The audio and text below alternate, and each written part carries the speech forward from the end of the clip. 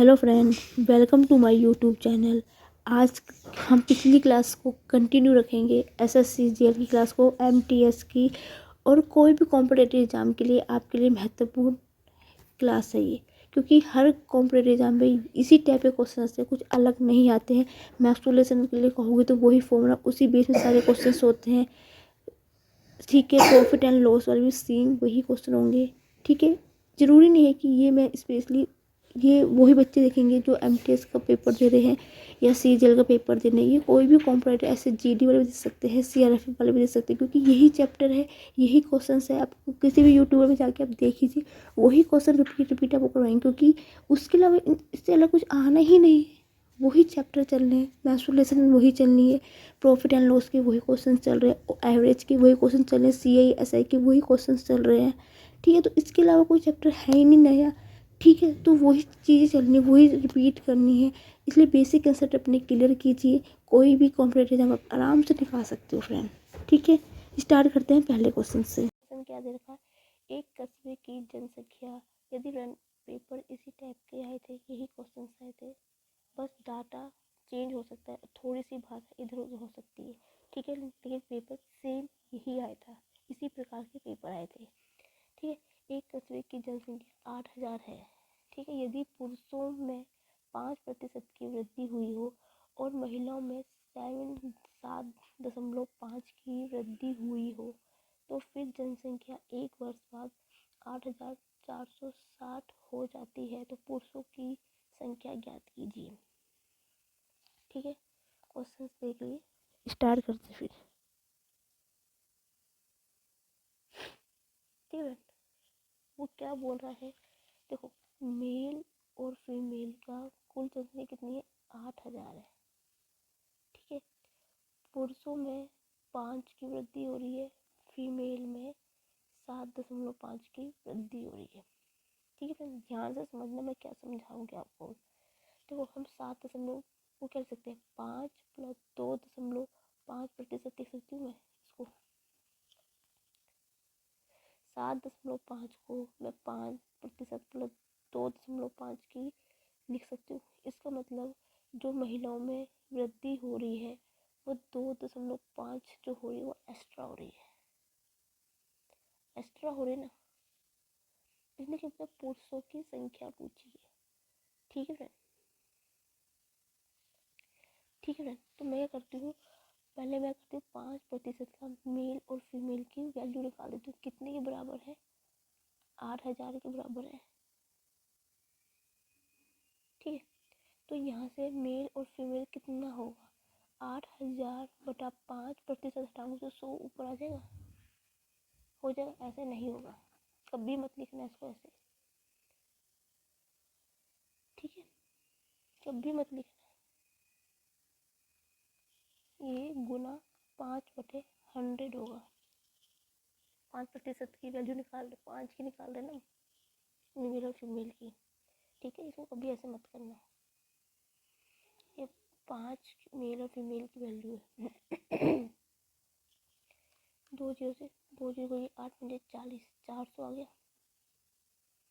Mail और female की value कितनी आ गई? 5% की 400 आ गई। ठीक है,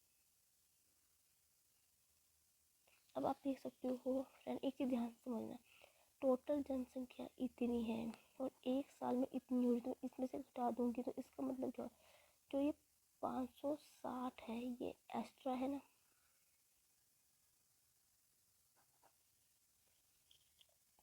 एक्स्ट्रा हुई नहीं। इतना समझ में आया कि नहीं आया आपको? मतलब एक साल में 460 की वृद्धि हो रही है ना। इसमें मेल भी है, फीमेल भी है। ठीक है फ्रेंड, ठीक है। और मेल देखो, 8 पूरे टोटल एक साल में 460 की वृद्धि हो रही है, और मेल और फीमेल कितने हैं? 400 निकाले हमने 5 साल में, तो एक्स्ट्रा कितने हुए? 60 हुए, 60 हुए ना फ्रेंड। तो 460 की जो वृद्धि हुई है उसमें कितने? 60 एक्स्ट्रा हुए। 400 में से 460 घटाएंगे, 60 की वृद्धि होगी। 5% की हमने निकाल दी है। अब हम क्या निकालेंगे, 2.5 में निकालेंगे। कितनी होगी, 60 में होगी,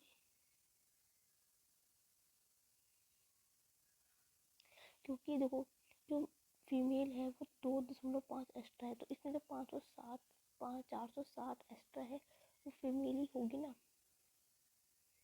इतना उम्मीद है समझ में आएगा। तो इतने में इतनी, तो 100 में कितनी होगी,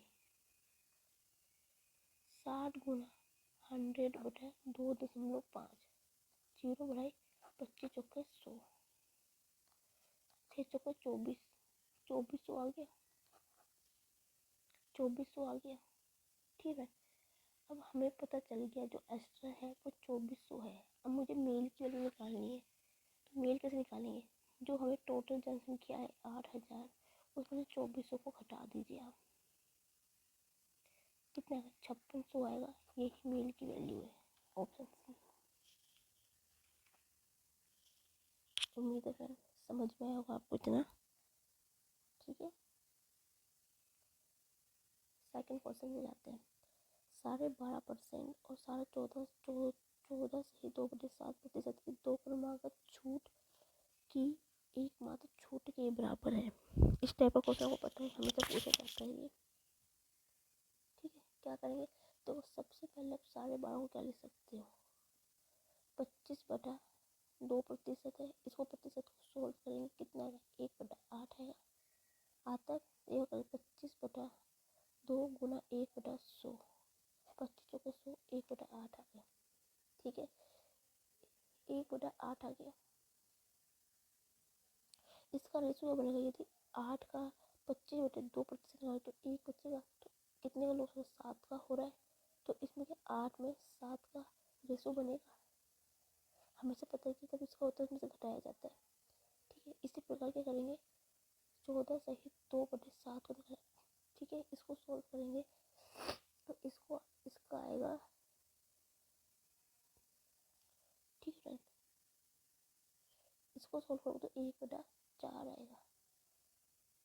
ठीक है, 1/4 आएगा, नहीं आएगा। ठीक है, ये आएगा तो ये 1/7 आएगा, ये आएगा 1/7। ठीक है, 1/7 होगा, तो इसका रेशियो होगा 7:6 का होगा। देखो ये 7 इधर है, ये 7 इधर है, कट जाएगा, तो 8:6, 2 से कट जाएगा, 2 चौके 8, 2 से 6, ये इसका राइट आंसर है। नहीं है, आप छोड़ोगे कि ये अनुपात में नहीं, क्योंकि इसने पूछा एकमात्र छूट के बराबर होगा, एकमात्र छूट के बराबर होगा। ठीक है, एकमात्र छूट के बराबर होगा।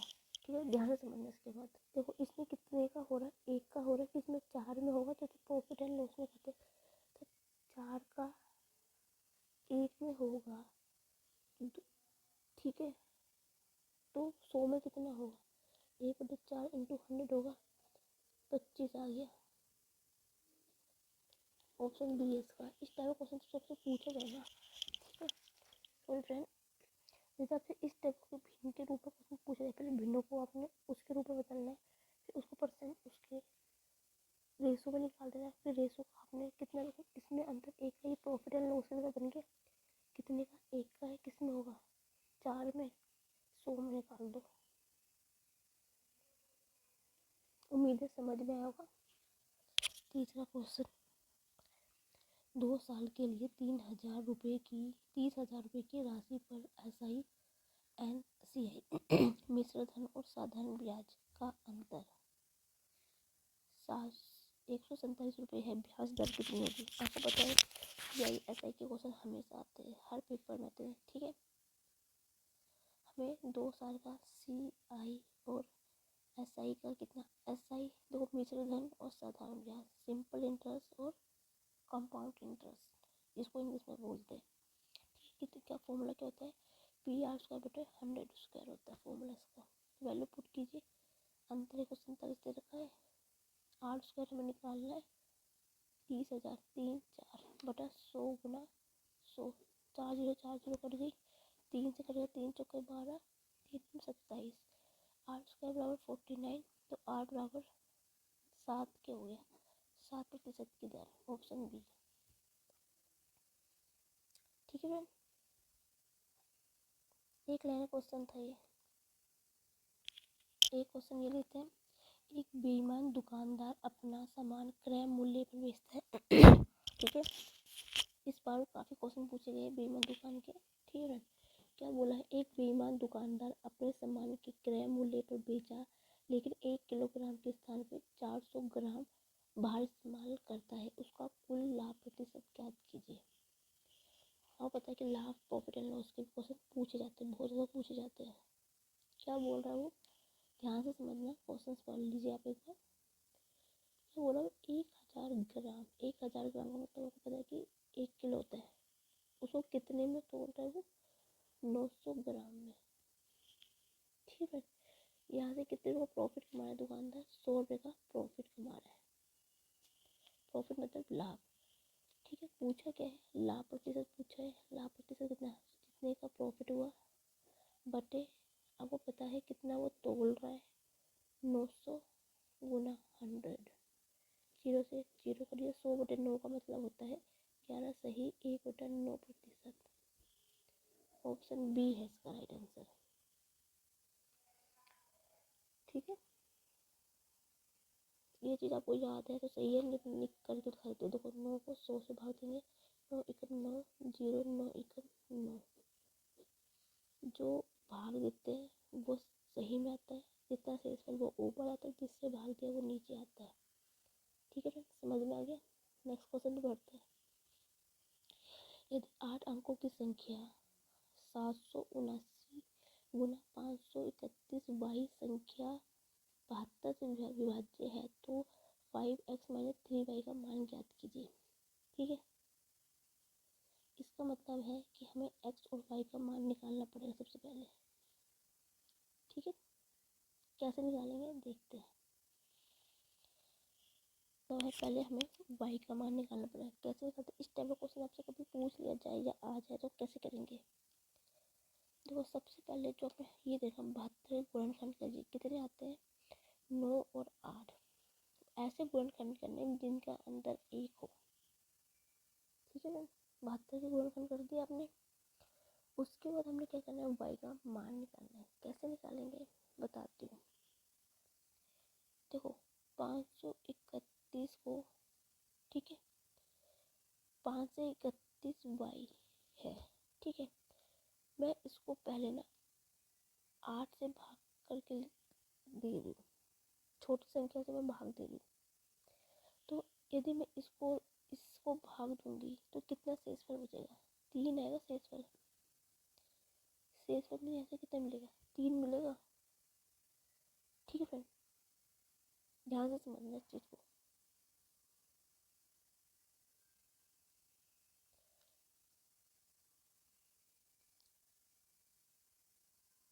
ठीक है, सॉरी फ्रेंड, मेरा कैमरा बंद था, मुझे पता नहीं चल सका। देखो, मैं फिर से एक बार समझा देती हूँ क्वेश्चन को, मुझे पता नहीं चला कि कहाँ पे मेरा कैमरा बंद हो गया था। ठीक है, सबसे पहले क्या करना है, 72 गुणनखंड कीजिए 9 और 8। ठीक है, उसके बाद क्या करना है, आप एक चीज़ ध्यान रखो, 72 से 8 से भी कटेगा, 9 से भी कटेगा। ठीक है, यदि में 72y है, इसका मतलब क्या है, 72 में 7y है यहाँ पे, तो मैं y के बदले 2 रख रही हूँ, तभी तो वो 8 से भी कट रहा है, 9 से भी कट रहा है, तो हमें यहाँ से y की वैल्यू मिल गई कितनी, 2। अब हमें x की वैल्यू चाहिए। x की वैल्यू निकालने क्या करेंगे, ये जो सारी संख्या है ना, सारी संख्या इनको सबको जोड़ दीजिए। इंक्लूड यहाँ पे y की वैल्यू भी आपने जो आई है उसको जोड़ना है। अब ध्यान से समझना, यहाँ पे a को 1 को है उसको मत छेड़ना। क्यों नहीं छेड़ना, बताती हूँ किस लिए।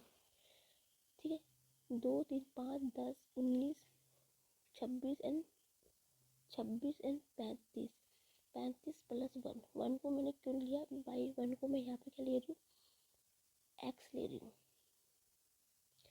ठीक है, तो 35 प्लस x की वैल्यू यहाँ से कितनी होगी, 1, तो x की वैल्यू पे मिलगी 1। इस टाइप क्वेश्चन को आपने ऐसे ही सॉल्व करना है फ्रेंड। ठीक है, यहाँ से x की वैल्यू निकल गई हमें 1, y की वैल्यू पता चलेगी, x की वैल्यू पता चलेगी। अब यहाँ पे पुट कर दो, 5 गुना 1 5 माइनस के 3 गुना 2 6, तो माइनस की 1 आया इसका वैल्यू। अच्छा क्वेश्चन था, इम्पोर्टेंट क्वेश्चन था, समझ सकते हो आप ये। अच्छा क्वेश्चन था फ्रेंड, ये इम्पोर्टेंट क्वेश्चन कह सकते हो आप एक तरफ से। ठीक है, उम्मीद है फ्रेंड समझ में आया होगा। कोई भी दिक्कत इस क्वेश्चन में, कोई प्रॉब्लम आती है तो मुझे आप कमेंट सेक्शन में लिख के बता सकते हैं। मैं इसको फिर से एक नेक्स्ट वीडियो जो मैं बनाऊंगी इसमें क्वेश्चन फिर से ले लूँगी। कोई भी ऐसा क्वेश्चन जो आपको समझ में नहीं आएगा इस सेट में तो आप मुझसे पूछ सकते हैं। एक कक्षा में 70% विद्यार्थी लड़कियों है, 70% लड़कियाँ हैं एक कक्षा में, ठीक है, और 70% लड़की इसको सोकर को अपना पसंदीदा खेल है। ये जो 70% है लड़कियों का क्या इसको सोकर अपना पसंदीदा खेल करती है। यदि 98 लड़कियों ने इसको सोकर को अपना पसंदीदा खेल चुना है तो कक्षा में विद्यार्थियों की संख्या कुल कितनी होगी। ठीक है, देखो इस टाइप का क्वेश्चन, देखो इसमें ना ए गुना कितने परसेंट लड़कियों का है, 70%, 100 इंटू कितनी लड़कियां इसको स्कोर को सोकर को करती है, 70 इंटू 100 इंटू कितनी है लड़कियां टोटल 98, जीरो से 2 जीरो कर दी, तो 7 बराबर 98 इंटू 100 गुना 7 गुना 7, ठीक है, 7 एकम 7, 7 चौके 28, 7 दूनी 14, तो 200 विद्यार्थी है। Option number D. ठीक है फ्रेंड,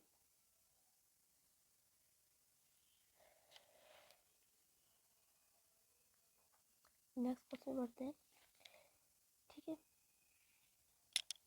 नेक्स्ट क्वेश्चन क्या दे रखा है हमें, एक मकान तथा एक दुकान में से प्रत्येक, अच्छा क्वेश्चन है, समझने की कोशिश करना इसको भी, में से प्रत्येक 1 लाख रुपए में बेचा गया है। मकान पर 20% की हानि तथा दुकान पर 20% का लाभ रहा है। पूरे सौदे का कितना परिमाण रहा है। ये मतलब मकान और जो दुकान को बेचा उसका क्या रहा है। मकान और देखो 1 लाख में दुकान को भी बेचा गया और मकान को भी बेचा गया है। ठीक है, जो दुकानदार है दुकान को 20% की हानि हुई है, ठीक है, और जो 20% की हानि मकान को हुई है, दुकान को 20% का लाभ हुआ है। ठीक है, मैंने बोला ये है मेरा मकान, ठीक है, ये है दुकान। ओके फ्रेंड, इस टाइप का क्वेश्चन आप कैसे, हमें क्या दे रखा है, ये एसपी दे रखा है फ्रेंड। एसपी मतलब सेलिंग पॉइंट, मतलब दोनों का एसपी दे रखा है हमें। एसपी मतलब सेलिंग पॉइंट मतलब विक्रय मूल्य। कितने में 20% हानि में, आपको मैंने किसी वस्तु का टोटल जो पूरा होता है वो 100% पे होती है। मैंने आपको बार बार एक चीज़ समझाई थी, हानि होगी तो 20 घटेगा, लाभ होगा तो उसमें जुड़ेगा, तो 20 में से 100 में से 20 गए, 80% होगा।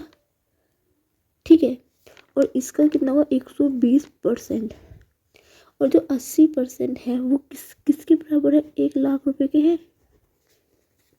ये किसके 1 लाख के बराबर है ये, क्योंकि एक दुकान 1 लाख में बेच रहा है और जिसको 20% की हानि हुई है मकान को और दुकान को लाभ हुआ है, 1 लाख के बराबर हुआ।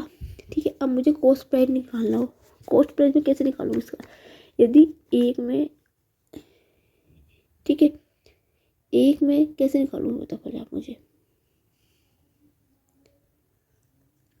ओके, ध्यान से समझना इस क्वेश्चन को। ठीक है, यदि एक में मुझे कितना मिलेगा, 1/80 मिलेगा, तो मुझे 100% में निकालना होगा तो कितना होगा, 1/80 गुना 100, यही होगा। 0 से 0 को 2 5 10, 2 चौके 8, 5/4 होगा। ये मुझे सीपी मिल गया, कॉस्ट प्राइस मिल गया इसका मकान का।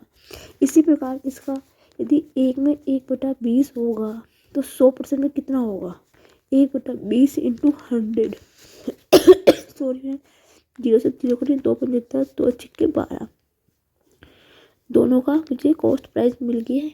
तो टोटल कॉस्ट प्राइस कितना होगा मकान का और दुकान का, टोटल प्राइस कितना होगा। मैं दोनों के कॉस्ट प्राइस को, क्रय मूल्य को जोड़ दूँ तो मुझे टोटल क्रय मूल्य पता चल जाएगा दुकान का और मकान का। 5/4 प्लस 5/6, दोनों का एलसीएम लूँगी 24 आएगा। 4 छक्के 24, 6 पंजे 30 प्लस 6 पंजे 30, 5 पंजे 25 आएगा। ये आएगा कितना आएगा, 6 पंजे 6 चौके 24, 20 आएगा। सॉरी यहाँ गलती हो गई थी। 6 चौके 24, 5 चौके 20, 50/24। ठीक है, कितना आएगा, 2 दूनी 4, 2 पंजे 10, 2 एकम 2, 2 दूनी 4। ठीक है, 25/12। ठीक है, 25/12 आपको दिख रहा है। 12 की जब 12 की जब 25 की चीज 12 में बिक्री है तो यहाँ से साफ पता चल रहा है कि यहाँ पे हमें लॉस हो रहा है। पता चल रहा है, साफ पता चल रहा है कि हमें कोई 25 की चीज़, मैं कोई यदि 25 रुपये की चीज़ मैं 12 रुपये में बेचूँगी तो इसका मतलब क्या है, मुझे लॉस हो रहा है। साफ पता चल रहा है यहाँ से। अब देखो, अब इसके बाद क्या निकालना है हमें, कितना हुआ है, कितना परिमाण सौदे का क्या परिमाण मिला है। आपको पता है मकान भी 1 लाख में बिका है, दुकान भी 1 लाख में बिकी है, तो दोनों कितने में बिकी है, 2 लाख में। इसको ये पॉइंट बहुत ज़रूरी है समझने का। देखो 1 लाख की दुकान बिकी है, 1 लाख का मकान बिका है, दोनों कितने बिके, 2 लाख में। ठीक है, 2 लाख में बिके हैं और हमें प्रॉफिट एंड लॉस जो हमें सीपी कॉस्ट प्राइस में से यदि मैं अपने 2 लाख को घटा दूंगी तो मुझे पता चल जाएगा परिमाण कितना मिला मुझे। 12, 25 12 दूनी 24, 1/12, 1/12 का मुझे लॉस होगा, मतलब मुझे हानि होगी। ठीक है फ्रेंड्स, समझ में आ गया इतना। देखो 2 लाख मैंने क्यों ली, क्योंकि 1 लाख दुकान का है, 1 लाख मकान का है। यदि जो टोटल रुपए में से मैं अपना जो मेरे सी कॉस्ट प्राइस को मैं घटा दूंगी, कॉस्ट प्राइस मतलब क्रय मूल्य में से जो मुझे जितने में मैंने बेचा है 1 लाख में दोनों को, उतने से मैं घटा दूंगी तो मुझे मिल जाएगा कि इतने का मैं टोटल मुझे इतना सौदा हुआ है। ठीक है, नेचुरल बात है, हाथ से आपका चला लॉस हुआ तो लॉस में ही होगा। ठीक है, तो इसका राइट आंसर कितना है, लॉस हुआ है 1/12 का, ऑप्शन सी इसका राइट आंसर है। अच्छा क्वेश्चन है फ्रेंड, बहुत अच्छा क्वेश्चन है। ये पेपर में इसी टाइप के क्वेश्चन पूछे जाते हैं। यदि आप मैं बोलूँ कि हाँ पेपर सेम यही आएगा, ऐसा तो नहीं हो सकता फ्रेंड। पेपर में सिर्फ भाषा चेंज हो जाएगी थोड़ी सी, थोड़ा सा क्या होगा, डाटा ऊपर नीचे कर देंगे, लेकिन पेपर ऐसे ही आता है, आया है। मैं आपको बार बार एक चीज़ बोलती हूँ, आप कोई भी कॉम्पिटिटिव की तैयारी कर रहे हो कि ये ऐसे जीडी के लिए, कोई भी कॉम्पिटिटिव के लिए आपके लिए तैयारी के लिए ठीक है ये, लेकिन आपको सबसे पहले अपना बेसिक पॉइंट क्लियर करना है। बेसिक चीज़ें क्लियर करो, बेसिक कंसेप्ट क्लियर रहेगा तो आप कोई भी कॉम्पिटिटिव कोई भी चैप्टर को सोल्व कर सकते हो, क्योंकि पेपर में ये वही चैप्टर आते हैं, हर कॉम्पिटिटिव में यही आती है, प्रॉफिट लॉस सेम रहेगा, वही ट्रिक काम आती है, टाइम और वर्क में भी सेम वही ट्रिक होती है, औसत में भी सेम होती है। ठीक है, मैथ्स में भी सेम होती है, सारे चैप्टर में वही ट्रिक काम आते हैं। कुछ नहीं होता यदि मैं कहूँगी कि नहीं जो मैं आपको करवा रही हूँ वो सिर्फ SSGD में ही आएगी, SSC CGL में भी आएगी, MTS में आएगी, ऐसा कुछ नहीं है फ्रेंड। आप किसी भी यूट्यूबर से पढ़ रहे हो ना फ्रेंड, किसी भी यूट्यूबर से कोई भी मॉक टेस्ट आप कीजिए, वो सारे कॉम्पिटिटिव एग्जाम के लिए ठीक होगा। नेक्स्ट क्वेश्चन पे बढ़ते हैं। एक व्यक्ति ने 30 रुपये प्रति दर्जन की दर से 10 दर्जन अंडे खरीदे हैं। ठीक है, कल को वो क्या कर सकता है, वो बोलेगा कि अंडे नहीं खरीदे, सेब खरीदे हैं, कुछ भी खरीदे, ये बस आपको ट्रिक आती है तो कुछ भी लिख के दो आपको सॉरी फ्रेंड। ठीक है, एक व्यक्ति ने 30 प्रति दर्जन की दर से 10 दर्जन अंडे खरीदे हैं, इनमें से 20 अंडे सड़ गए, मतलब खराब हो गए हैं, 10 अंडे टूट गए हैं। ठीक है, तो अब 30 अंडे कितने रुपए प्रति दर्जन की दर से बेचने की ताकि वह मुनाफा कमा पाए, मतलब प्रॉफिट कमा सके। ठीक है, सिंपल भाषा में समझा देती हूँ कि कोई एक आदमी है, वो 30 रुपये एक दर्जन मतलब 12 अंडे 30 रुपये के बेच रहा है। ठीक है, जिसमें से उसने 10 दर्जन अंडे खरीदे हैं, मतलब 120 खरीदे अंडे, 20 उसमें ख़राब है, 10 टूट गए हैं, तो कितने बचे? तो कितने जो अंडे, कितने वो जो अंडे हैं टोटल कितने में बेचेगा कि उसको प्रॉफिट मिल जाए। ठीक है, सिंपल भाषा में ये बोल रहे हो। ठीक है, क्या होता है, एक के 30 के बेच रहा है। ठीक है, यदि एक दर्जन 30 में बेच रहा है तो 10 दर्जन कितने बिकेंगे? 30 गुना 10 मिलेगा, 300 रुपये के बिकेंगे। 10 दर्जन केले 300 रुपये में बिकेंगे। ठीक है, और आपको पता है कि एक दर्जन में 12 अंडे होते हैं। ठीक है, तो 10 दर्जन में कितना होगा? 12 गुना 10 120 दर्जन, 120 होंगे केले, अंडे सॉरी गलती से केले बोल दिए, अंडे। इतना समझ में आपको आया कि नहीं आया? एक के 30 दर्जन है तो 10 के 300 होंगे, 300 रुपये होंगे। मैंने ये रुपए निकले हैं आपके। ठीक है, यदि एक में 12 दर्जन है तो 10 में कितने दर्जन होंगे? 120 होंगे। ठीक है, ठीक है, तो यदि मैं 300 में से 120 को मैं घटा देती हूँ तो 300 क्या लिख रही हूँ मैं, कितना बचेगा इसमें से घटा दिया जाए तो? घटाना है आपने।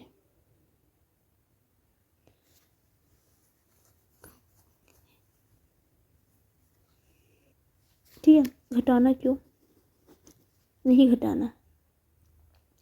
घटाने की तो है ही नहीं दिक्कत, तो घटाना इसमें से। ठीक है, मैं कभी अपने लिख देती हूँ, इससे मैं देखती हूँ बच्चे कहाँ गलतियाँ करते हैं, वो चीज़ मैं वो बता रही हूँ कि बच्चे गलतियाँ करते हैं। अब हमें क्या है, ताकि 20% का उसको मुनाफा हो। ठीक है, 20 रुपये का, इसका मतलब क्या है, 120 अंडे 300 रुपये के हैं, यही हुआ ना इसका मतलब? यही हुआ इसका मतलब कि नहीं? एक बार फिर समझाती हूँ। यदि एक एक व्यक्ति ने 30 दर्जन 10 रुपये दर्जन 10 दर्जन अंडे खरीदे, यदि एक 30 दर्जन खरीदा, 10 कितना खरीदेगा? 300 रुपये का खरीदेगा। यदि एक में 12 दर्जन होते हैं तो 10 में कितने होंगे? 120 अंडे होंगे। ठीक है, तो मतलब क्या, 120 अंडे हमें कितने रुपये पड़ेंगे? 300 रुपये के मिलेंगे। इतना समझ में कि 120 अंडे हमें 300 रुपये के पड़ेंगे। उम्मीद है फ्रेंड्स समझ में आया होगा। अच्छा क्वेश्चन है, इस टाइप के क्वेश्चन पूछे जाते हैं, बस वो थोड़ा सा डाटा चेंज कर देगा, थोड़ी भाषा चेंज कर देगा, या वो बोलेगा कि कोई फल विक्रेता 2 किलो सेब 2 किलो सेब या 1 किलो दर्जन केले, कुछ भी लिख सकता है बस। ठीक है, इतना समझ में आ गया उम्मीद है आपको। उसके बाद हमने क्या निकालना है? मैं सबसे पहले यहाँ पे अपना सेलिंग पॉइंट निकालती हूँ। मैं सेलिंग प्राइस मतलब विक्रय मूल्य। विक्रय मूल्य तो मुझे पता होना चाहिए नहीं कितने का, विक्रय मूल्य कितने का। तो विक्रय मूल्य किस पे? हमेशा कॉस्ट प्राइस में निकलता है। तो 300 गुना 120 बटा 100, यही होगा सेलिंग पॉइंट निकालने का। यही फॉर्मूला होता है ना, विक्रय मूल्य गुना जितना दर्जन चीज है बटे 100। ओके फ्रेंड, 2 जीरो से 2 जीरो कट गया, 12 दिया 36, 360 आ गया। मुझे यहाँ से मुझे क्या मिल गया? सेलिंग प्राइस, अपना विक्रय मूल्य मिल गया। ठीक है, मिल गया विक्रय मूल्य। अब उसने क्या बोला है, जो 120 अंडे है ना, 120 अंडे में ध्यान से समझने से, तो 120 अंडे, तो टोटल कितने हैं मेरे पास अंडे? 120 अंडे हैं, जिसमें से 20 खराब हो गए, 20 मैंने घटा दिए, 10 अंडे टूट गए, 10 अंडे मैंने घटा दिए। तो टोटल कितना हुआ 20 और 30, 30 में से 120 के 90, 90 अंडे ऐसे हैं जो बिल्कुल सही है। इतना समझ में आया कि नहीं आया वो? देखो फ्रेंड, एक मेरे पास टोटल अंडे 120 है, ठीक है। 120 में से 20 अंडे खराब है, 10 अंडे टूट गए हैं, 30 अंडे मेरे वैसे ही खराब हो गए, तो 190 अंडे ऐसे अंडे होंगे जो कि बिल्कुल सही है, बिल्कुल सही है। आपको पता, अब तब 90 अंडे कितने हैं? 360 रुपये के बिके हैं ना, जो ठीक अंडे हैं वो 360 रुपये में बिके हैं। मैंने सेलिंग पॉइंट प्राइस निकाल दिए, तो एक कितने बिका? 360/90, ठीक है। 9 0 0 कर 9 चौके 36, 4 आ गए, ठीक है। तो उसने पूछा ताकि कि 20% का मुनाफा आ जाए, ठीक है। यदि एक 4 में है तो 12 कितने में होंगे? 12 गुना 4, 12 चौके 48, तो 48 रुपये इसका राइट आंसर आएगा। क्योंकि उसने ये पूछा ना कि अब शेष अंडे कितने रुपए प्रति दर्जन की दर से, एक दर्जन में 12 होते हैं अंडे, इसलिए मैंने यहाँ पे 12 का निकाला। कभी भी यहाँ पे ख़त्म मत कर देना क्वेश्चन, ठीक है। प्रति दर्जन मतलब एक दर्जन, एक दर्जन कितना? तो 12 से गुना कर दो, आंसर आपका आ जाएगा। उम्मीद है समझ में आओगे आपको इतना। नेक्स्ट क्वेश्चन पे जाते हैं। यदि 71 की पावर 83 प्लस 73 की पावर 83 को 36 से विभाजित किया जाए तो शेषफल क्या होगा? ठीक है, आप ना एक सूत्र है या एक नोट बना के कॉपी में लिख लीजिए। क्या लिख लीजिए? यदि फ्रेंड कभी भी a की पावर n हो, b की पावर n हो, मतलब पावर सेम हो नंबर की, ठीक है, और जो n है एक विषम संख्या हो, मतलब और नंबर हो, ये विषम संख्या है ना 83 सॉरी, ये इसकी पावर है 83 की, 83 विषम संख्या है, ठीक है। यदि ऐसा कोई क्वेश्चन आपके पास है जिसमें पावर ये हो एंड एक विषम संख्या हो, तब आपने क्या करना है? तो क्या होता है, a प्लस बी से भाग दिया जाता है, ठीक है। मतलब डिवाइड किया जाता है, ठीक है। तो इससे कितना होगा? पावर कितनी है? तो a कितना है? a 71 है प्लस b कितना है? 73, कितना हुआ? 140 हुआ, ठीक है। अब क्या करना है? को 36 से विभाजित किया जाए तो शेषफल कितना होगा? नेचुरली बात है फ्रेंड, यदि ये संख्या 144 से भाग होगी तो 36 से भी भाग होगी कि नहीं होगी? 36 से पूरी विभाजित होगी कि नहीं होगी फ्रेंड, मुझे बताओ आप। क्योंकि 36 चौके 144 होता है, तो यदि 144 होगी तो 36 से ये 144 पूरा विभाजित होगा, तो शेषफल कितना बचेगा? 0। करके दिखाऊं? दिखा देती हूँ। 144 को 36 से भाग देंगे, इसको 2 संख्या लेंगे तो छोटी है, तो हम क्या लेंगे? 3 संख्या को लेंगे। 36 चौके 144 पूरा कट गया, शेषफल 0 है। यहाँ पे गुणा करके दिखा देते, 36 चौके 6 चौके 24 का 2 4 थे 12 और 1 14, 144 होता है। अब तो फ्रेंड आप इतने मैच्योर हो गए हैं, इतने बड़े हो चुके हो कि इस गुना भाग की चीज़ सब आपको आती ही होगी, ठीक है। जिनको नहीं आती मुझे बता जरूर देना फ्रेंड, मैं उसको भी सिखा दूँ, क्योंकि कैलकुलेशन पार्ट बहुत मायने रखता है इन कॉम्पिटिटिव एग्जाम पे। नेक्स्ट क्वेश्चन पे जाते हैं। क्या दे रखा है? राम को उत्तीर्ण होने के लिए 40% की आवश्यकता है। यदि वह 185 अंक प्राप्त करता है तो 15 अंकों की कमी से अनुत्तीर्ण हो जाता है। परीक्षा में अधिकतम अंक कितने हो? ठीक है, क्वेश्चन पढ़ लीजिए एक बार आप। क्या बोल रहा है, जो राम है उसको 40% की आवश्यकता है, कितने अंक में? 185। ठीक है, 185। ठीक है, 185 अंक की आवश्यकता है और 15 अंकों से वो कम हो रहा है, मतलब 15 माइनस के 15 अंक से वो क्या हो रहा है, फेल हो रहे हैं। ध्यान से समझना इस टाइप के क्वेश्चन कैसे किए जाते हैं। 15 अंक से वो फेल हो रहा है, इसका मतलब क्या है, यदि मैं इसको 15 अंक दे दूं तो ये पास हो जाएगा राम, हो जाएगा कि नहीं हो जाएगा? क्योंकि 15 अंक से फेल हो रहा है तो मैं राम को 15 अंक दे देती हूँ तो ये पास हो जाएगा 40% में। इस टाइप के क्वेश्चन को आपने ऐसे ही करना है, जितने अंकों से वो फेल हो रहा है ना उतने अंक उसको दे दो, आप उसको पास कर दो। ठीक है, तो कितना हो जाएगा पास? टोटल नंबर कितने हो जाएंगे? 200 नंबर हो जाएंगे राम के पास। ठीक है, तो 40% में कितने मिल जाएंगे राम को? 200 मिल जाएंगे, वो पास हो गया। तो एक में कितना होगा? 1 बटा कितना होगा? एक में कितना होगा?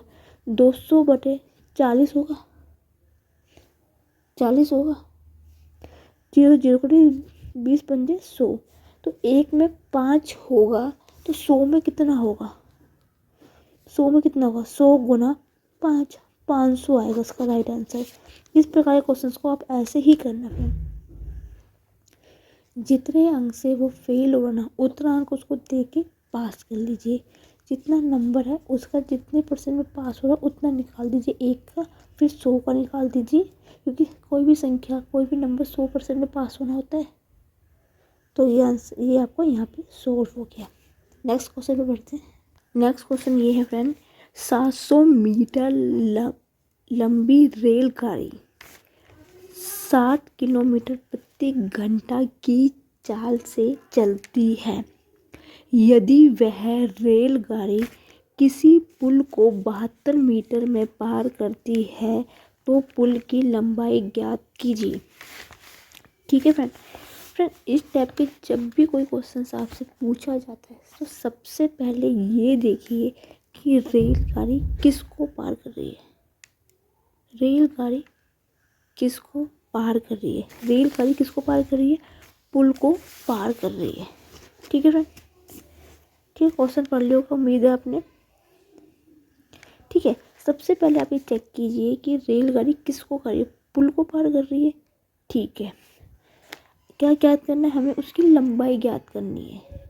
ठीक है, लंबाई के लिए हमें दूरी पता होनी चाहिए, दूरी कितनी है कि ट्रेन से लेकर पुल की तक की दूरी कितनी होगी। दूरी पता होगी तभी तो हम उसकी पुल की लंबाई निकाल सकते हैं, क्योंकि जितनी पुल की लंबाई उतनी होगी जितनी की रेलगाड़ी की लंबाई होगी।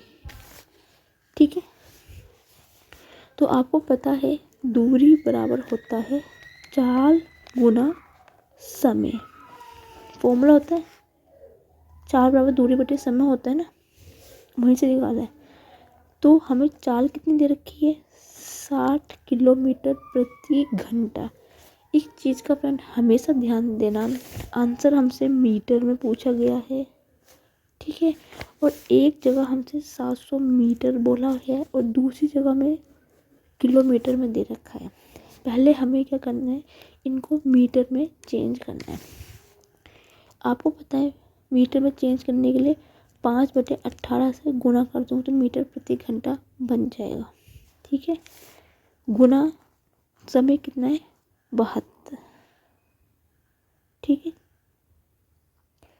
इतना उम्मीद है समझ आ गया होगा आपको। ठीक है, 18 चौके 72, 5 चौके 20, 6 दूनी 12, 1200 आ गया। दूरी कितनी मिल गई हमें? 1200। पूछा क्या? पुल की लंबाई। पुल की लंबाई क्या? रेलगाड़ी की लंबाई में से जो दूरी है ना, दूरी जो टोटल दूरी है रेलगाड़ी की पुल तक की जो दूरी हमें दे रखी है ना, लंबी जो रेलगाड़ी की लंबाई है ना, रेलगाड़ी की लंबाई में से दूरी को, जो दूरी हमारी आई है टोटल दूरी पुल की और जो रेलगाड़ी की दूरी आई है ना, उसमें से रेलगाड़ी की लंबाई घटा दो और यही आपका आंसर होगा 500 मीटर। ठीक है फ्रेंड, ऑप्शन ए इसका राइट आंसर है। तो फ्रेंड एक चीज़ ध्यान रखना, सबसे पहले इस टाइप के क्वेश्चन करो आप ये चेक कीजिए कि जो रेलगाड़ी ना किसको पार कर रही है। ठीक है, उम्मीद है समझ में आया होगा अच्छी तरह आपको। फ्रेंड बस थोड़ा सा एक चीज़ ध्यान रखना, ये मीटर में पूछा गया है, किलोमीटर में पूछा गया है, इस चीज़ का थोड़ा सा बस ध्यान रख दीजिए क्या फ्रेंड, ये मेजर गलती ना मार्क्स कटवाती है आपके। नेक्स्ट क्वेश्चन बढ़ते हैं। एक ट्रेन की गति 80 किलोमीटर प्रति घंटा है, इसके द्वारा सुबह 10:30 बजे से लेके दोपहर के 1:30 बजे तक की तय की दूरी ज्ञात करना है। ठीक है फ्रेंड, ओके, फॉर्मूला वही होगा, दूरी बराबर होता है चाल गुना समय। अब हमें टाइम नहीं, सबसे पहले हमें समय पता होना चाहिए, समय मतलब टाइम। समय कितना, देखो सुबह 10:30 से लेके दिन के 1:30 बजे तक आपने क्या करना है, 10:30 को 1:30 बजे तक का घटा देना है। ठीक है, घटाओगे तो कितना आएगा, 3.5 घंटे आएगा। ठीक है, इसका मतलब क्या है, उस ट्रेन की जो बीच का जो समय लगेगा वो इतना लगेगा। ठीक है, फॉर्मूला सीधा चाल बराबर दूरी बराबर चाल गुना समय। चाल कितना है, 80 किलोमीटर प्रति घंटा गुना 3.5 घंटा। ठीक है, तो कोई प्रति घंटा, प्रति होता है 1/, ये इसके बटे में होता है, प्रति जब भी आता है तो उसको मतलब किलोमीटर प्रति घंटा, ये इसको ऐसे लिख सकते हैं, घंटे से घंटा कट गया। ठीक है फ्रेंड, देखो यहाँ पे 2 जीरो से नीचे 2 जीरो आ गई, 2 जीरो से 2 जीरो कट गई। ठीक है फ्रेंड, ठीक है,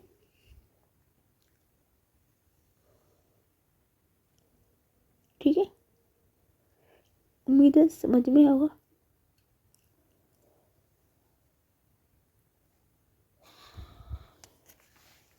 ठीक है, या आप इसको ऐसे ना करके, पॉइंट ना हटा के 80 गुना 3.3 का मतलब क्या होता है, 7/2 होता है। कैसे करके दिखाती हूँ, 0 से 0 कटा। ठीक है, इसको आप कह सकते हो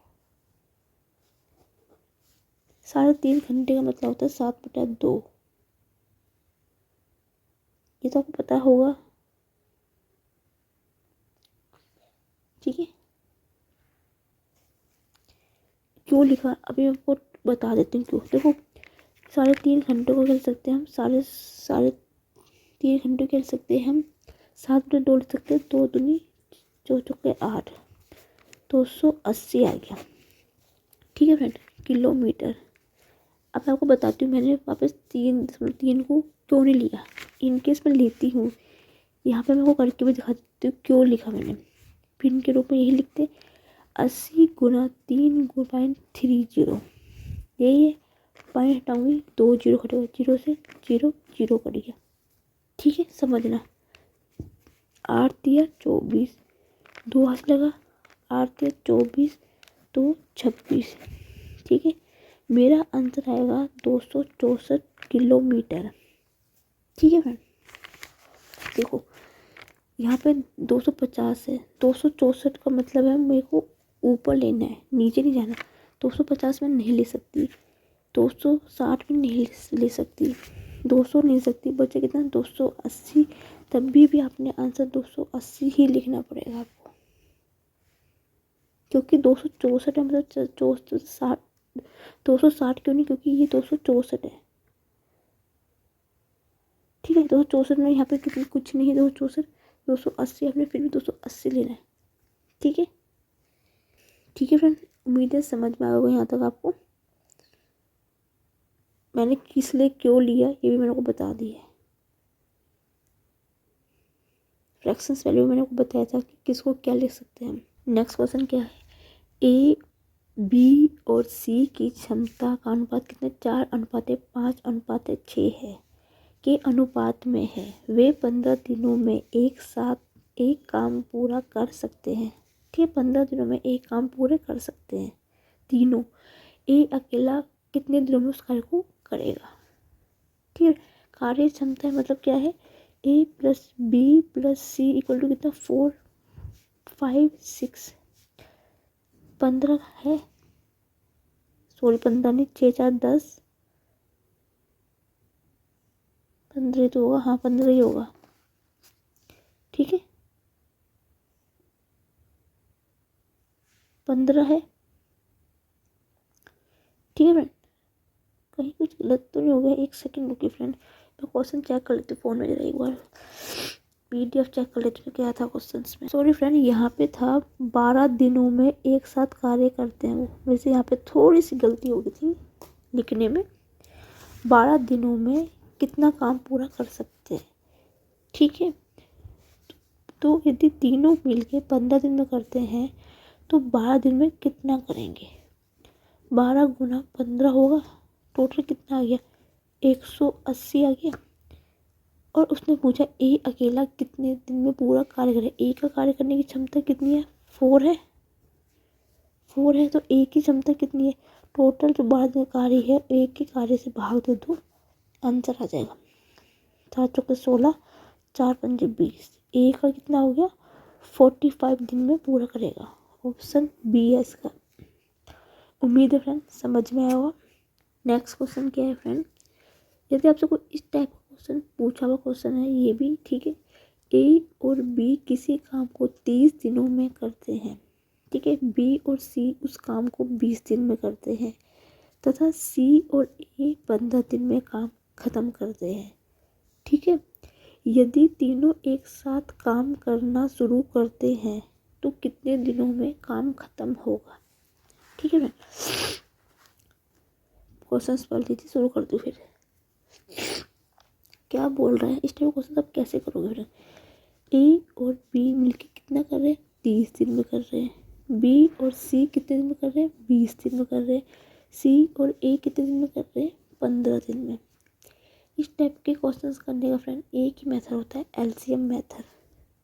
तीनों का एलसीएम लीजिए, एलसीएम आएगा 60, तो एक दिन का कार्य कितना होगा दोनों का, 30 दूनी 60 20 चौके 60 15 30 60 15 क्या कर रही हूँ 20 30 60 15 चौके 60 होता है।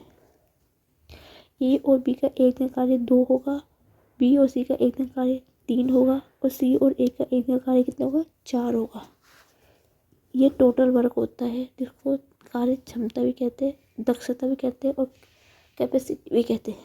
ठीक है, अब इन तीनों का एक दिन का कार्य कितना होगा, यहाँ भी ए है यहाँ भी ए है, 2A होगा, B plus B 2B plus C 2C बराबर कितना है, टोटल कार्य कितना है हमारा टोटल कार्य ये नहीं लेंगे, एक का कार्य जो है ये है इनका, ये नहीं है, ये कार्य क्षमता है, टोटल वर्क है ये। तो 2 + 3 + 4 तो ए प्लस बी प्लस सी बराबर कितना हो गया 9/2। तो तीनों का एक दिन का कार्य कितना हो गया 9/2। ठीक है, और कार्य क्षमता कितनी 60 है, तो टोटल कितना होगा इनका टोटल वर्क 60/9/2। ठीक है, ये 2 ऊपर चल जाएगा, 60 गुना 2/9 हो जाएगा, 3 दूनी 6 3 3 9, यही होगा 40/3। इसका मतलब क्या 3 एकम 3 3 3 9 13 1/3। ये इसका राइट आंसर है ऑप्शन सी। जितना टोटल क्षमता दे रखी उसको भाग दे दो एक दिन के कार्य से, निकल के आ जाएगा टोटल वर्क तीनों का। ठीक है फ्रेंड, नेक्स्ट क्वेश्चन पे बढ़ते हैं। क्वेश्चन क्या है फ्रेंड, 2 वर्षों के साधारण ब्याज तथा मिश्र धन का अंतर CI और SI का अंतर कितना दे रखा है 224 रुपये। यदि दर 20% है तो मूलधन ज्ञात कीजिए। सीधा फॉर्मूला होता है CI SI का अंतर होता है PR²/100²। इस पे रख दीजिए 224 बराबर P हमें निकालना है, मूलधन R कितना दे रखा है 20 गुना 20/100 गुना 100। 20×5 = 100, 5 चौके 20, 4 पंजे 20, 4 छक्के 24। P बराबर 5600 रुपये आ गया। ये आपका राइट आंसर है। बस इस टाइप का क्वेश्चन जब भी 2 वर्षों का अंतर दे रखा हो, इतनी दर दे रखी हो, मूलधन पूछो, फॉर्मूला में पुट कीजिए और आंसर कीजिए। ठीक है फ्रेंड। नेक्स्ट क्वेश्चन है फ्रेंड, एक सिंप्लीफिकेशन है, सरल कीजिए। 0.243 का 2 में बार हो तो इस टाइप का क्वेश्चन आप कैसे करेंगे फ्रेंड। इसकी फ्रेंड चार रूल हो, 3 रूल होते हैं इसको, जो यदि आपको याद है तो आप इस क्वेश्चन को 2 सेकंड नहीं लगाओगे करने में, यदि नहीं है तो नहीं कर पाओगे। मैं आपको यहाँ पे लिखा देती हूँ, आप कॉपी पेन से लिख के भी लिख लीजिए या स्क्रीनशॉट ले लीजिए। कभी भी पी के ऊपर बार हो, किसी एक संख्या पे बार हो तो आपने क्या लिखना है, P/9 लिखना है। ठीक है। इन केस कभी PQ में 2 संख्याओं में बार हो तो आपने क्या करना है, P/Q99 लिखना है। तो यहाँ पे तो छोटी क्लास में भी पढ़ा होगा मैक्सिमम ये चीज़, तो मैं मान सकती हूँ 80% बच्चों को तो पता ही होगी। ठीक है। नहीं भी पता होगी तो आप इसका स्क्रीनशॉट लीजिए या आप इसको नोट्स बना के भी लिख सकते हैं कॉपी में। यदि कभी 0 पॉइंट मतलब दशमलव के बाद यदि PQR संख्या 3 कोई संख्या दे रखी हो और उसके ऊपर 2 संख्याओं के ऊपर बार हो तो आपने क्या करना है, PQR। ठीक है, तीनों को करना है और लिख देना, माइनस में घटाना है। जिस संख्या के ऊपर बार नहीं है वो 99, ठीक है, और साथ में आपने 0 लगा देना है बस। ठीक है। अब इसमें इस वाले मेथड से आपने इसको सोल्व कर देना है। तो 443 माइनस का जिस संख्या पर बार नहीं है 4/990 बराबर कितना होगा, 423 में से 1 गया, बचेगा 419/910। ठीक है। किसी से कटेगा तो काटेंगे, जिससे नहीं, क्योंकि ये किसी से नहीं कटेगा तो इसको यहीं पे छोड़ देंगे, ये राइट आंसर आ जाएगा। ऑप्शन बी है। ये 3 पॉइंट फ्रेंड हमेशा ध्यान रखना, मैक्सिमम इस पे ज़्यादा आते हैं। ठीक है। इसमें जो अब करवा रही हूँ ये सब क्वेश्चंस आए हुए क्वेश्चंस है। ठीक है। नेक्स्ट क्वेश्चन है फ्रेंड, मिश्रण वाला क्वेश्चन है। इसके ऊपर मैंने अलग से वीडियो भी बना रखी है मिश्रण वाले चैप्टर को लेके, और ये मिश्रण को लेके क्वेश्चंस है। ठीक है।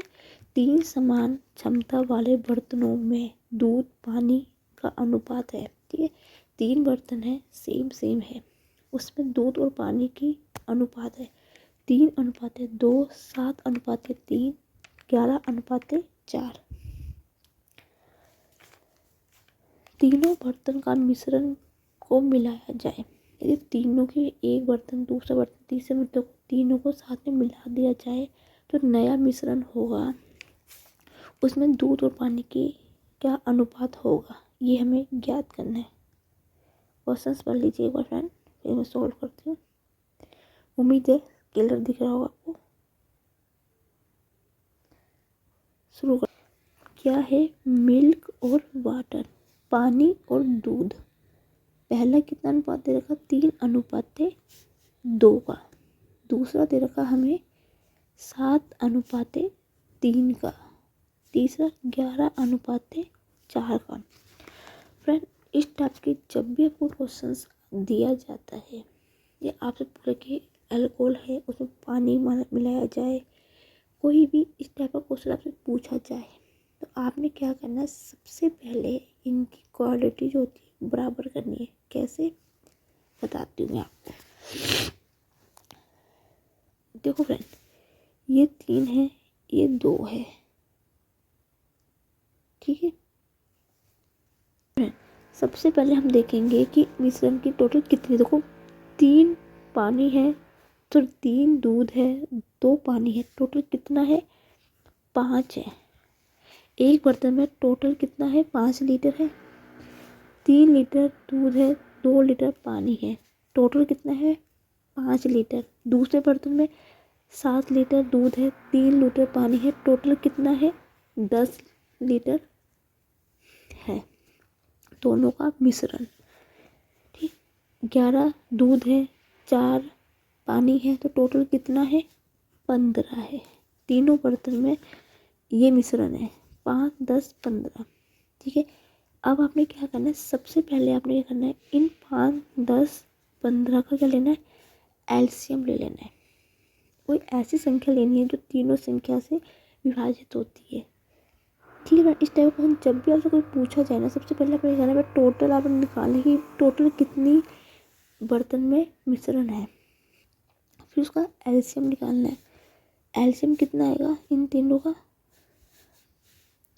5, 10, 15 का कितना आएगा एलसीएम? 30 आएगा। ठीक है, 30 आएगा। यदि तो एक में कितना होगा? 6 होगा। एक में कितना होगा? 3 होगा। 15 दूनी 30। जिस प्रकार कार्य और वर्क में करते थे सेम उसकी तरह प्रोसेसिंग होगी यहाँ पे। ठीक है, 5 में 6, 10 में 1 में 6, 3 में 1, 2 में 1। ठीक है फ्रेंड, उम्मीद है समझ में आएगा आपको। ध्यान से समझना चीज़ को, बहुत ध्यान से। अब एक का हमें मिल गया 6 है, दूसरे में 3 है, तीसरे में 2 है। अब क्या करेंगे? इसकी गुणा इन दोनों में, इन सब में कर देंगे। 6 की गुणा करेंगे इसमें 3 की गुणा करेंगे और इसमें 2 की गुणा करेंगे। ठीक है, ओके फ्रेंड। क्यों किया वो भी मैं आपको बाद में बता दूंगी, किस लिए किया, रीजन भी बताऊंगी। इस 6 गुना यहाँ भी होगी और यहाँ भी, पानी में भी होगी, दूध में होगी। तो 6 दिया, नया अनुपात क्या बनेगा? 18। 6 दिया 18, 6 दूनी 12। ठीक है, 3 सत्ते 21, 3 निम्न, 3 दिया 9, 2 11 दूनी 22, 4 दूनी 8। तो नया रेशो जो मिलेगा हमें ये मिलेगा। ठीक है, अब मैं आपको एक चीज़ बता भी देती हूँ। देखो, अब आप देखोगे तो यहाँ पे क्या था? तीनों का रेशो सेम नहीं था ना। लेकिन जब इस टाइप का क्वेश्चन आता है तो वहाँ पे किस वस्तु का और जो चीज़ का, दोनों का जो मान है बराबर रखना होता है। इसलिए देखो 18 और 12, 30, 21 और 9, 30, 22 और 8, 30। दोनों की क्वालिटी बराबर हो गई है। ठीक, दोनों की क्वालिटी बराबर हो गई, लेकिन यहाँ पे क्वालिटी बराबर नहीं थी। इसलिए मुझे ये प्रोसेसिंग करनी पड़ी, क्योंकि मुझे वस्तु को और इस दो, देखो मुझे पानी और वाटर का जो रेशो था मुझे इक्वल करना था। इसको इक्वल करने के लिए मुझे ये प्रोसेसिंग करनी पड़ी। इसलिए इस टाइप के क्वेश्चन जब भी आएंगे ना फ्रेंड, पहले सबसे पहले अपने इन चीज़ों की जो वैल्यू है ना बराबर करने के लिए आपको पहले इस मेथड से करना पड़ेगा। बस अब बराबर होगी दोनों चीज़ें, बराबर होगी तीनों चीज़ें। अब मिल्क वालों को जोड़ दो और वाटर वालों को जोड़ दो। बस 8, 9, 10, 11 हाथ 1, 4, 5, 6, 61, 12 और 8, 20, 29। ये नया रेशो मिल गया हमें और यही राइट आंसर है, 61:29 का। ठीक है फ्रेंड, इस टाइप का क्वेश्चन आपसे पूछा है 3 चीज़ों की चीज़ें, तो आपने इसको पहले आपने चीज़ें समान करनी है और वो आपने ऐसे करना है। उम्मीद है समझ में आ गया होगा। नेक्स्ट क्वेश्चन है फ्रेंड ट्रिग्नोमेट्रिक क्वेश्चन मैंने लिया है, इसके शॉर्ट ट्रिक से कैसे करेंगे आप। यदि a + b = 90 डिग्री है और 2 × a + 10a × 1 + 10b का मान कैसे कैलकुलेट करें। मैं ट्रिग्नोमेट्रिक पर एक अलग से वीडियो भी बना रखी है, शॉर्ट ट्रिक से कैसे किया जाता है। ये आई थिंक मेरे पे अलग से मैंने वीडियो बना रखी है, इस डिस्क्रिप्शन लिंक में मैं आपको इसका लिंक दे दूँगी। ठीक है, इससे कैसे करेंगे सॉल्व करते हैं। ठीक है फ्रेंड, यहाँ पे क्योंकि ए की वैल्यू पूछी गई है 10, ठीक है tan A tan B, ठीक है। देखो यहाँ से आप क्या कर सकते हैं, या आप A की वैल्यू 90 मान लो या B की मैं 90 मान लो। यदि मैं A को 90 मान लेती हूँ और B को मैं 0 मान लेती हूँ तो 90 प्लस 0 बराबर 90 डिग्री ही आएगा। तो यहाँ से आपने सीधा क्या करना है, वैल्यू पुट कर देनी, या B को 90 मान लो, A को 0 मान लो, जैसे आपको ठीक लगता है यहाँ पे किसी भी चीज़। तो 2 into 1 plus tan 90 degree into 1 plus tan 0 degree, ठीक है फ्रेंड। आपको पता tan 0 0 ही होता है और tan 90 की वैल्यू 1 होती है। तो 2 into 1 plus 1, 2 into 2 equal to कितना हो गया 4, 4 इसका राइट आंसर है। 2 सेकेंड का सवाल था फ्रेंड ये, उम्मीद है समझ में आया होगा आप। नेक्स्ट क्वेश्चन क्या है, यदि x माइनस वाई बराबर 4 है, x इंटू वाई बराबर 45 है, तो x cube minus Y cube, ठीक है। आधे बच्चों तो पहले यहाँ पे x की वैल्यू निकालेंगे, y की वैल्यू निकालेंगे, पता नहीं कितना कितना दिमाग लगाएंगे, फिर इसको सॉल्व करेंगे, ठीक है। यहाँ पे इतना दिमाग लगाने की जरूरत नहीं है, क्यों, देखो x into Y equal to 45 है, तो मैं 9 पंजे 45 होता है, तो यहाँ से x की वैल्यू 9 मिलेगी, यहाँ पे y की वैल्यू 5 मिलेगी। इतना कॉमन सेंस आप लगा सकते हो, बिल्कुल ठीक है। 9 पंजे 45 होता है, यदि x की वैल्यू 9 कर दो और y की वैल्यू 9 पंजे 45 होता है, तो मैंने यहाँ पे इसको ऐसे कर दिया, x का क्यूब 9 का क्यूब माइनस 5 का क्यूब, 9 का क्यूब होता है 720, ठीक है। और उसका उसके और उस y का क्यूब कितना होता है 125, 604 आ गया राइट आंसर इसका। 2 सेकेंड लगे सॉल्व करने में, ठीक है फ्रेंड। या आप इसको ऐसे कर लीजिए, या आप x माइनस वाई बराबर 4, ठीक है, ठीक है। अब मैं आप एक चीज़ मुझे पूछोगे कि यहाँ पे 9 इंटू 5 ही क्यों लिया, ये भी बता देती हूँ। यदि मैं यहाँ पे एक्चुअली 9 लिखूँ और y की वैल्यू 5 रखूँ तो 4 आएगा, 4 बराबर 4 के, इसलिए मैंने 9 इंटू 5 लिए, ठीक है। मैंने 5 इंटू 4 क्यों नहीं लिया, यदि मैं 5 में से 9 घटाऊंगा तो माइनस के 4 बचेगा, लेकिन यहाँ पे प्लस का 4 है, इसलिए मैंने 5 और 9 को नहीं लिया, 5 इंटू 9 को नहीं लिया। ये भी रीज़न ध्यान रखना, इस पॉइंट को भी ध्यान रखना। आप यहाँ पे जो वैल्यू रख रहे हो पहले यहाँ पे सेटिस्फैक्शन होकर के भी देख लेना कि यहाँ पे वो वैल्यू सेटिस्फाई हो रही है कि नहीं हो रही है, ठीक है, तभी आप वैल्यू यहाँ पे पुट करना। नेक्स्ट क्वेश्चन क्या है फ्रेंड, यात्रा के दौरान एक व्यक्ति ने 30 किलोमीटर प्रति घंटा गति से 150 किलोमीटर दूरी तय की, ठीक है।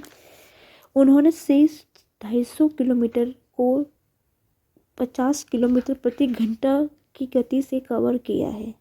आदमी की औसत गति ज्ञात कीजिए, ठीक है। क्वेश्चन पढ़ लीजिए एक बार, क्या बोल रहा है वो बोल रहा है ये एक व्यक्ति 150 किलोमीटर को 30 किलोमीटर प्रति घंटे की रफ्तार से तय कर रहा है। दूसरा क्या कर रहा है, वो विशेष जो गति है, बची हुई जो दूरी है, वो 250 किलोमीटर को 50 किलोमीटर प्रति घंटे की रफ्तार से तय करता है, ठीक है। आपको पता है औसत चाल निकालने का, औसत गति निकालने का फॉर्मूला होता है कुल दूरी बटा कुल समय। कुल दूरी कितनी है, टोटल दूरी 150 प्लस 250, ठीक है फ्रेंड।